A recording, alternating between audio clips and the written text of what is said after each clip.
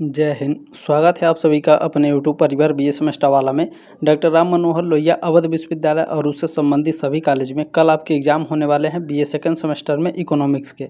Economics में आपके paper का नाम है प्रिंसिपल्स ऑफ माइक्रो इकोनॉमिक्स, ठीक है।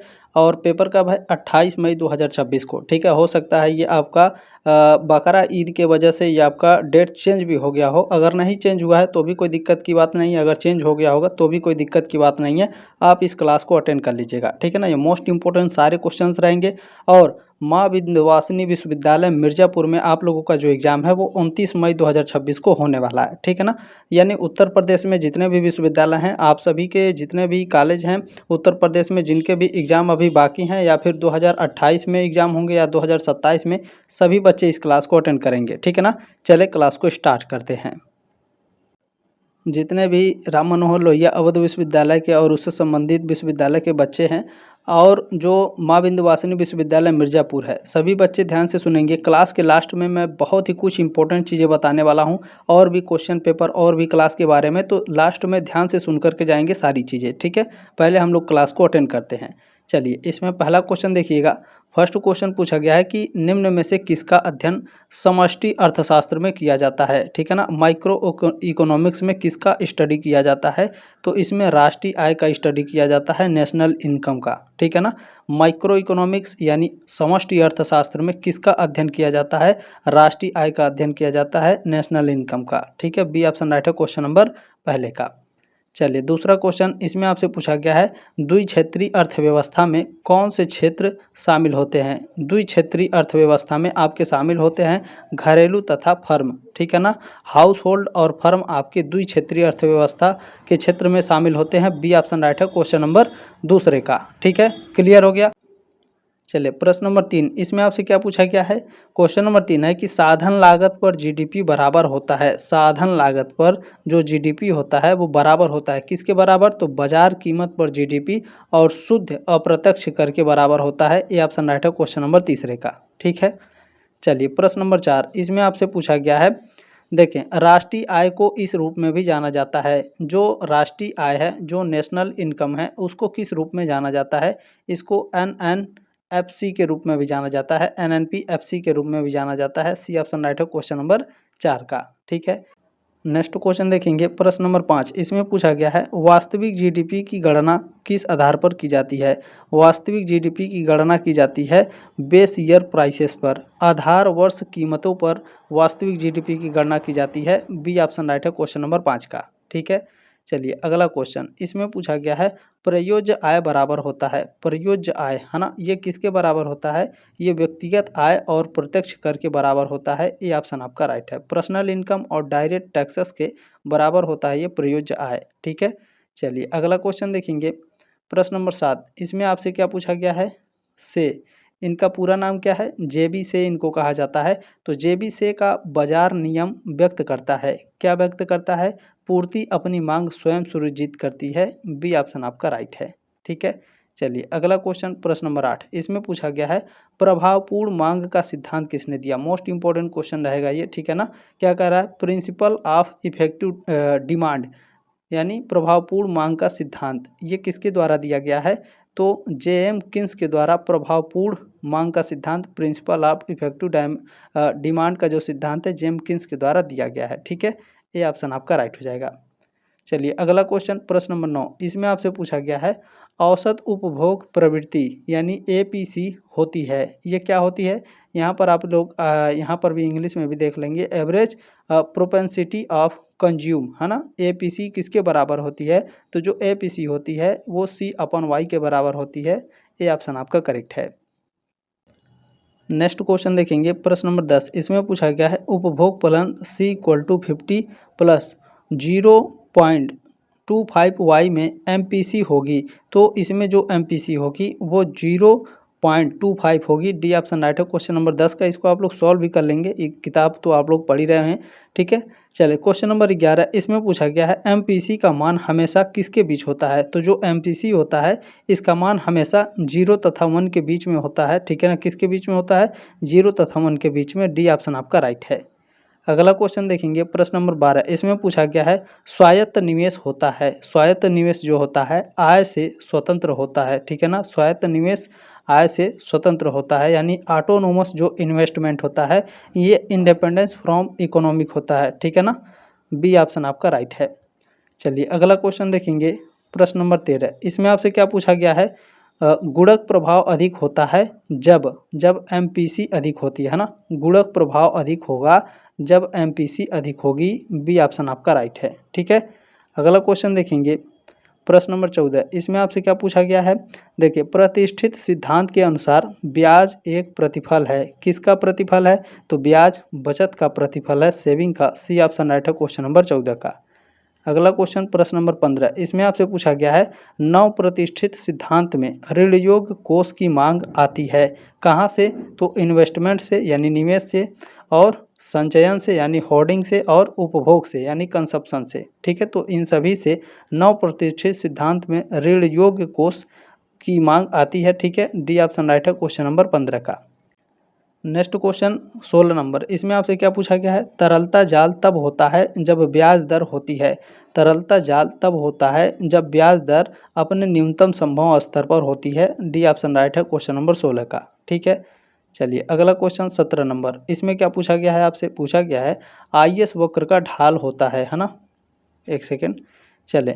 आईएस वक्र का ढाल होता है धनात्मक, ऊर्ध्वाधर, क्षैतिज या ऋणात्मक। आईएस वक्र का जो ढाल होता है वो हमेशा ऋणात्मक होता है। डी ऑप्शन राइट है क्वेश्चन नंबर 17 का। चलिए क्वेश्चन नंबर 18। इसमें आपसे पूछा गया है आईएस तथा एलएम वक्रों का प्रतिच्छेदन निर्धारित करता है। कौन निर्धारित करता है, तो इनकम और इंटरेस्ट निर्धारित करता है। आय और ब्याज, आय तथा ब्याज क्या करता है, ये आईएस और एलएम वक्रों का प्रतिच्छेदन निर्धारित करता है। सी ऑप्शन आपका राइट है। चलिए अगला क्वेश्चन 19 नंबर पूछा गया है अल्पकाल में फिलिप्स वक्र होता है ना। अल्पकाल में जो फिलिप्स वक्र होता है वो कैसा होता है, वह नीचे की ओर ढलान वाला होता है। सी ऑप्शन आपका करेक्ट है। अगला क्वेश्चन देखेंगे प्रश्न नंबर 20। इसमें आपसे पूछा गया है ओकुन का नियम संबंधित है। ओकुन का नियम किससे संबंधित है, तो जीएनपी और बेरोजगारी के बीच से संबंधित है, ठीक है ना। जीएनपी एंड अनएम्प्लॉयमेंट से संबंधित है ओकुन का नियम। बी ऑप्शन आपका करेक्ट है 20 का। चलिए अगला क्वेश्चन प्रश्न नंबर 21। इसमें आपसे पूछा गया है लैफर वक्र संबंध बताता है। किसका संबंध बताता है, तो कर आय और कर की दर के बीच का संबंध बताता है, यानी tax revenue and tax rate का संबंध बताता है आपका लैफर वक्र, ठीक है ना। सी ऑप्शन आपका राइट है 21 का। चलिए प्रश्न नंबर 22। इसमें पूछा गया है जेबीसे का बाजार नियम उपेक्षा करता है। क्या उपेक्षा करता है, तो सामान्य अव्युत्पादन की संभावना का, ठीक है। ये ऑप्शन आपका राइट है, ठीक है ना। Possibility of general over production का जेबीसे का बाजार नियम उपेक्षा करता है। ये ऑप्शन आपका करेक्ट हो जाएगा, है ना। देखें हिंदी वाला नहीं समझ में आएगा तो इंग्लिश वाला भी आप लोग थोड़ा थोड़ा पढ़ते चलेंगे ताकि अच्छे से आपको कॉम्बिनेशन बना के पढ़ेंगे तो अच्छे से आप पेपर को हल कर पाएंगे, है ना। चले अगला क्वेश्चन है कि उपभोग के आधारभूत नियम को दिया गया था। उपभोग के आधारभूत नियम को किसके द्वारा दिया गया था, तो यह जेएम किन्स ने दी थी उपभोग के आधार का उपभोग के आधारभूत नियम को, है ना। यहाँ पर आप लोग देख लेंगे, एक सेकेंड, चले यहाँ पर भी देख लेंगे fundamental psychological law of consumption किसके द्वारा दिया गया था, तो जेएम किन्स के द्वारा दिया गया था, ठीक है ना। क्लियर हो गया। नेक्स्ट क्वेश्चन प्रश्न नंबर 24। इसमें आपसे क्या पूछा गया है त्वरक सिद्धांत मानता है। त्वरक सिद्धांत क्या मानता है, तो COR स्थिर है। COR स्थित है, इसका मतलब क्या है सर, कैपिटल आउटपुट रेशियो स्थिर होता है, त्वरक सिद्धांत मानता है, ठीक है। ये ऑप्शन आपका करेक्ट है। त्वरक सिद्धांत मानता है कि उत्पादन के साधन सजातीय होते हैं, तो बी ऑप्शन भी करेक्ट है, यानी सी ऑप्शन आपका राइट हो जाएगा। ए और बी दोनों सत्य हैं। चलिए अगला क्वेश्चन प्रश्न नंबर 25। इसमें आपसे पूछा है प्रदर्शनकारी प्रभाव यानी डोमेंस्ट्रेशन इफेक्ट और अनिवर्ती प्रभाव यानी रेटचेट इफेक्ट, इनके बीच में अनिवर्ती प्रभाव संबंधित है। किससे संबंधित है, अच्छा इसमें डेमोन्स्ट्रेशन इफेक्ट और रेटचेट इफेक्ट यानी प्रदर्शनकारी प्रभाव और अनिवर्ती प्रभाव संबंधित होता है। किससे, सापेक्षिक आय परिकल्पना से संबंधित होता है। ये ऑप्शन आपका राइट है। रिलेटिव इनकम हाइपोथेसिस से संबंधित होता है। ये ऑप्शन आपका करेक्ट हो जाएगा, ठीक है। चलिए क्वेश्चन नंबर 26, इसमें आपसे पूछा गया है उपभोग की जीवन चक्र परिकल्पना कहलाती है, तो इनमें से कोई नहीं है, तो डी ऑप्शन आपका राइट हो जाएगा क्वेश्चन नंबर 26 का, ठीक है ना। अच्छा, जो उपभोग की जीवन चक्र परिकल्पना है ये किसके द्वारा दी गई थी? मोदिग्लियानी के द्वारा दी गई थी, है ना। मैं लिख दे रहा हूँ, एक बार नाम आप लोगों के दिमाग में ये रहेगा, हो सकता है पूछ लेगा तो, ठीक है ना। फेंक्रो, ठीक है ना, फ्रेको, इसका नाम क्या है? फेक्रो लिख लेंगे आप लोग, चाहे तो इसका स्क्रीनशॉट ले लेंगे, है ना। मोदिग्लियानी, मोदिग्लियानी, ठीक है, इसके द्वारा दी गई थी जीवन चक्र परिकल्पना, ठीक है, याद रहेगा ना। चलिए आगे बढ़ेंगे, नेक्स्ट क्वेश्चन देखेंगे हम लोग। प्रश्न नंबर 27, इसमें आपसे पूछा गया है a contribution to the theory of trade cycle लिखी गई, किसके द्वारा लिखी गई है पुस्तक? यह पुस्तक हिक्स के द्वारा लिखी गई है, ये ऑप्शन आपका राइट है। चलिए क्वेश्चन नंबर 28, इसमें पूछा है अति गुणक शब्द का प्रयोग सर्वप्रथम किया गया था। अति गुणक शब्द का प्रयोग सबसे पहले किसके द्वारा किया गया था? तो J.R. हिक्स के द्वारा किया गया था अति गुणक शब्द का प्रयोग सबसे पहले, है ना। इसमें सी ऑप्शन आपका करेक्ट हो जाएगा। चलिए अगला क्वेश्चन देखेंगे, प्रश्न नंबर 29, इसमें आपसे क्या पूछा गया है? राजकोषीय नीति प्रभावी होती है, किससे प्रभावी होती है? तो तरलता जाल में प्रभावी होती है राजकोषीय नीति, ये ऑप्शन आपका राइट है। अगला क्वेश्चन देखेंगे, प्रश्न नंबर 30, इसमें पूछा गया है यदि उपभोग फलन जो होता है C = 20 प्लस 0.5y हो तो तो बचत फलन होगा, तो इसका बचत फलन होगा S = -20 प्लस 2.5y, ठीक है, ये ऑप्शन राइट है क्वेश्चन नंबर 30 का। चलिए अगला क्वेश्चन, प्रश्न नंबर 31, इसमें पूछा है संतुलित बजट गुणक सूत्र है, संतुलित बजट गुणक सूत्र कौन सा है? तो kg + kt = 1, ठीक है, ये ऑप्शन राइट है क्वेश्चन नंबर 31 का। चलिए अगला क्वेश्चन, प्रश्न नंबर 32, इसमें आपसे पूछा गया है बेरोजगारी और मुद्रास्फीति में वृद्धि कहलाती है, क्या कहलाती है? तो ये स्टैगफ्लेशन कहलाती है, सी ऑप्शन राइट है क्वेश्चन नंबर 32 का। अगला क्वेश्चन देखेंगे, इसमें आपसे क्या पूछा गया है? निवेश का क्यू सिद्धांत संबंधित है, किससे संबंधित है? तो जेम्स टॉबिन से संबंधित है, ये ऑप्शन आपका राइट है। चलिए अगला क्वेश्चन, इसमें पूछा गया है व्यापार चक्र का मौद्रिक सिद्धांत है, क्या कह रहा है? व्यापार चक्र का मौद्रिक सिद्धांत है, कौन सा सिद्धांत है? तो यह आपका हार्ट्रे का सिद्धांत है, ठीक है ना। व्यापार का मौद्रिक सिद्धांत क्या कह रहा है? व्यापार चक्र का मौद्रिक सिद्धांत है, क्या है? हार्ट्रे का सिद्धांत है, सी ऑप्शन आपका राइट है क्वेश्चन नंबर 34 का, ठीक है। चलिए प्रश्न नंबर 35, इसमें पूछा गया है प्रतिष्ठित अर्थशास्त्रियों के अनुसार बेरोजगारी क्या है? बेरोजगारी ऐच्छिक होती है, सी ऑप्शन आपका राइट है, वैल्यूएंट्री होती है, 35 का सी ऑप्शन आपका करेक्ट है। अगला क्वेश्चन, इसमें आपसे पूछा गया है निम्नलिखित में से कौन प्रतिष्ठित सिद्धांत की मान्यता नहीं है? प्रतिष्ठित सिद्धांत की मान्यता कौन सी नहीं है? तो सरकारी हस्तक्षेप, ये मान्यता नहीं है प्रतिष्ठित सिद्धांत का। बाकी पूर्ण प्रतियोगिता होती है, पूर्ण रोजगार और लोचशील मजदूरी होती है ना, डी ऑप्शन आपका राइट है क्वेश्चन नंबर 36 का। प्रतिष्ठित सिद्धांत की मान्यता नहीं है सरकारी हस्तक्षेप। चलिए अगला क्वेश्चन, इसमें आपसे पूछा गया है 4 क्षेत्रीय प्रारूप में संतुलन की स्थिति होगी, संतुलन की जो स्थिति होगी वह y = c + i + g plus कोष्टक में x - m कोष्टक बंद, है ना, सी ऑप्शन राइट है क्वेश्चन नंबर 37 का। नेक्स्ट क्वेश्चन देखेंगे 38 नंबर, इसमें आपसे क्या पूछा गया है? पूछा गया है कि स्फीतिक अंतराल की अवधारणा दिया गया, स्फीतिक अंतराल की अवधारणा किसने दी है? स्फीतिक अंतराल की अवधारणा दी है जेमकिन्स ने, ठीक है, ये ऑप्शन आपका राइट है क्वेश्चन नंबर 38 का। चलिए अगला क्वेश्चन देखेंगे 39 नंबर, इसमें आपसे पूछा गया है व्यापार चक्र का नव प्रवर्तन सिद्धांत दिया गया था, क्या कह रहा है? व्यापार चक्र का नव प्रवर्तन सिद्धांत किसने दिया था? तो इनमें से किसी ने भी नहीं दिया था, डी ऑप्शन आपका राइट है क्वेश्चन नंबर 39 का, ठीक है। चलिए अगला क्वेश्चन देखेंगे, प्रश्न नंबर 40, इसमें आपसे पूछा गया है तरलता जाल की स्थिति में LM वक्र होता है, LM वक्र जो होता है ये पूर्णतः क्षैतिज होता है, ठीक है ना, परफेक्टली हॉरिजॉन्टल, बी ऑप्शन आपका राइट है क्वेश्चन नंबर 40 का। चलिए अगला क्वेश्चन है 41 नंबर की फिलिप्स वक्र संबंध दर्शाता है, किसके बीच में? तो स्फीतिक तथा बेरोजगारी के बीच में, बी ऑप्शन राइट है क्वेश्चन नंबर 41 का। चलिए अगला क्वेश्चन देखेंगे, प्रश्न नंबर 42, इसमें आपसे पूछा गया है यदि C = 20 plus 0.5y, I = 30, G = 20 हो तो संतुलन राष्ट्रीय आय का सूत्र होगा, तो 140 होगा, सी ऑप्शन राइट है क्वेश्चन नंबर 42 का, ठीक है।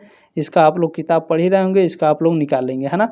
चलिए पूर्ति वक्र की ढाल होती है। अच्छा, पूर्ति वक्र की ढाल क्या होती है? पूर्ति वक्र की जो ढाल होती है ना, ये होती है आपकी धनात्मक। ये ऑप्शन आपका करेक्ट है।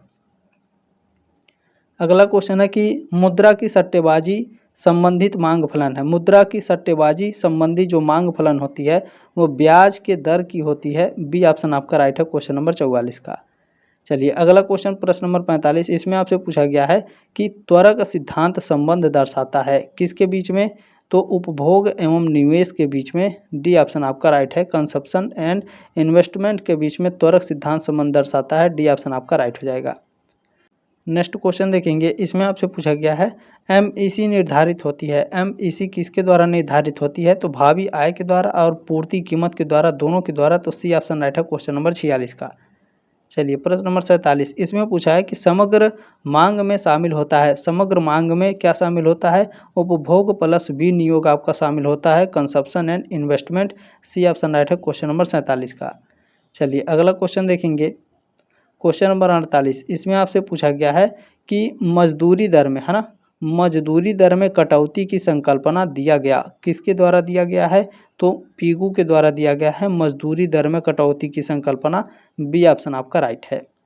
अगला क्वेश्चन देखेंगे प्रश्न नंबर 49, इसमें पूछा गया है समष्टि अर्थशास्त्र का प्रथम प्रयोग किस अर्थशास्त्री ने किया? समष्टि अर्थशास्त्र का प्रथम बार प्रयोग किया गया था किसके द्वारा? तो रेगनर क्रिप्स के द्वारा, है ना, रेगनर फ्रिक्स के द्वारा दिया गया था, फ्रिक्स के द्वारा, है ना, Frisch, Ragnar Frisch. A option आपका राइट है क्वेश्चन नंबर 49 का। चलिए अच्छा, ये आपका लास्ट क्वेश्चन रहेगा।